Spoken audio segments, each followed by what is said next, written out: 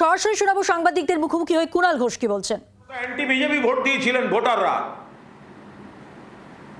আপনার এমএলএ আজকে বিজেপির দালালি করছে কলকাতায় বসে, নিজের স্বার্থে করছে, দলের স্বার্থে নয়, আপনার স্বার্থে নয়, কেন্দ্রের স্বার্থে নয়।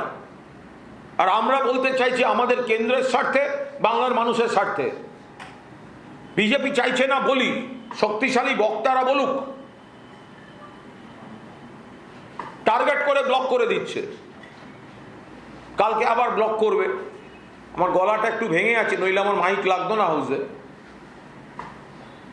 কিন্তু যেটা করছেন এনারা, একটা বক্তৃতা না করতে পারলে জীবন ব্যর্থ হয়ে যাবে না। কিন্তু আমি একজন বিধায়ক, আমার দল যখন আমার নাম দিচ্ছে, তাহলে ওরা কাটার কে, কেন কাটবে? আর আকরুজ্জামান বলছে আমাদের এতজন বিধায়ক। আরে ওই তো তোদের বিধায়ক ভাই, একদিন অন্তর একদিন একই লোককে দিতে হয়। কাগজের নোট ছাড়া অর্ধেক লোক তোদের বলতে পারে না, লিখে না আনলে লিখিত না পড়লে কথা বলতে পারবে না। মানুষকে ফেস করছেন না আপনারা, কেন্দ্রে যাচ্ছেন না, ভোটারদের কাছে কৈফিয়ত দিচ্ছেন না এই পাল্টিবাজির। এখানে বিজেপির দালালি করছেন আমাদেরকে ব্লক করে। কাল আসবো, আমাকে দল বলেছে পুর এবং নগর উন্নয়ন দপ্তরের বাজেটে বলতে, আমি আমার মতো তৈরি হয়ে আসবো।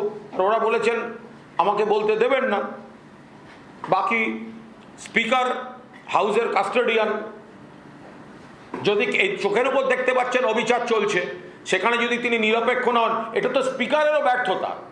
রথীনবাবু ভদ্রলোক, রথীনবাবু আমি যেটুকু দেখেছি, সিএ মানুষ, প্রথমবার এসছেন, তিনি পেশাদার ভদ্রলোক।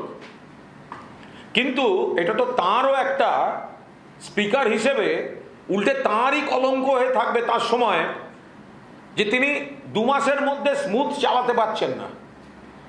হাউসে গন্ডগোল হয়ে যাচ্ছে, সাসপেন্ড করতে হচ্ছে। এটা তো আমরা হাসিম আব্দুল হালিম তার কাছ থেকে যা দেখেছি, আমি যখন থেকে এই হাউসে রিপোর্টার হয়েও আসি, যে স্পিকারের কৃতিত্ব হচ্ছে স্মুথ চালানো যায় যাতে।